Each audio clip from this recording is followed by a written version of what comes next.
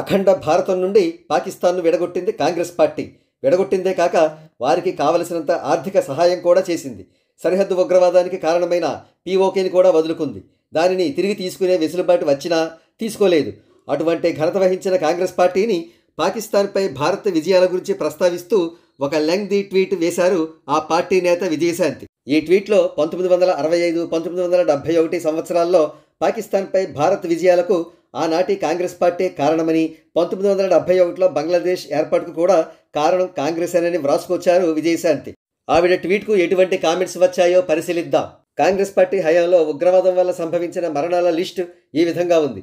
ఢిల్లీ పేలుళ్లు 70, వారణాసి పేలుడు 28, ముంబై రైలు పేలుళ్లు 209, మాలేగావ్ పేలుడు 40, సంజోతా ఎక్స్ప్రెస్ 70, జైపూర్ పేలుడు 71, అహ్మదాబాద్ పేలుడు 56, ఢిల్లీ ముంబై 171, పూణే పేలుడు 17, ముంబై 26, ఢిల్లీ పేలుళ్లు 15, హైదరాబాద్ 18. ఆ కండువా అలా మాట్లాడిస్తుంది, తప్పేం లేదులే ఆంటీ, పాపం మీకు రాంగ్ హిస్టరీ చెప్పిండ్రు.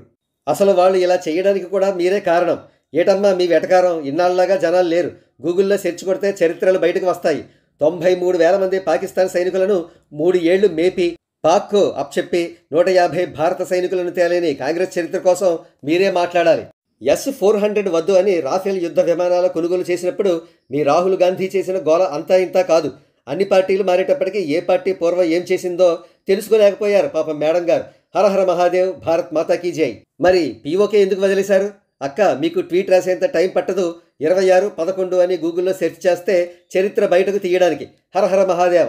మీరు ఖాన్ గ్రేస్కు ఈ రేంజ్లో భజనలు చేయడం ఆపండి మేడం. మీ ఎమ్మెల్సీ పదవి రిటర్న్ తీసుకోరులే. ఎలాంటి సమయంలో ఎలా స్పందించాలో తెలియదు కానీ పదవులు కావాలి. ఇవ్వకుంటే పార్టీలు మారుతారు. ఎందుకు తల్లి మీకు రాజకీయాలు?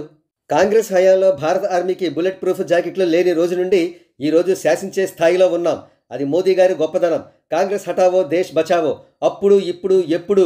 అబ్బో, మీకు బాగానే జ్ఞానం ఉంది విజయశాంతి గారు. తల్లి తెలంగాణ అని, కేసీఆర్ తెలంగాణ అని, కాంగ్రెస్ని నామరూపాలు లేకుండా చేస్తాను అని ఎన్నోసార్లు ఎన్నో ఏళ్ళు పాట పాడావు. ఇప్పుడేమో ఇలా.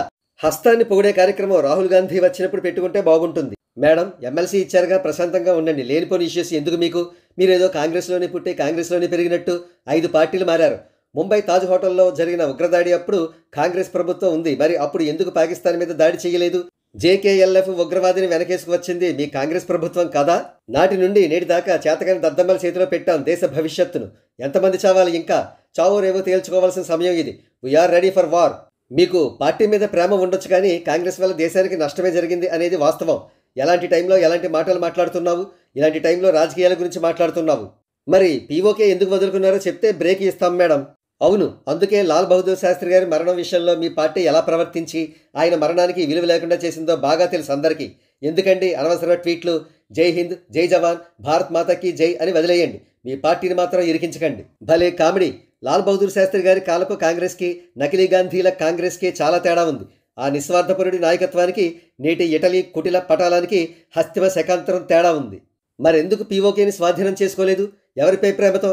93,000 మందితో బార్గెన్ చేసే అవకాశం ఉండేది కదా రాములక్క. కాశ్మీర్ను ఐక్యరాజ్య సమితిలో ఎవరు పెట్టారు? నెహ్రూ కాదా? ఎన్ని వందల సార్లు ఉగ్రదాడులు జరిగాయి. కాంగ్రెస్ ఇలా ఎప్పుడు బదులు ఇచ్చింది? ఇటీవల యూపీఏ కాలంలో నాడి బొడ్డు వరకు వెళ్ళిన మనం ఏం చేశాం? నెహ్రూ పాకిస్తాన్కి బహుమతిగా ఇచ్చిన పీఓకేని తిరిగి స్వాధీనం చేసుకున్నామా? పోనీ 1971లో పాక్ ఆర్మీ మనకు లొంగిపోయినా కూడా ఇందిరా ఎందుకు పీఓకేని స్వాధీనం చేసుకోలేదు? బంగ్లాదేశ్ స్వాతంత్రం కోసం మన సైనికులను చంపింది ఇందిరాగాంధీ. అసలు ఈ సమస్యను సృష్టించిందే మీ దిక్కుమాలిన కాంగ్రెస్ పార్టీ.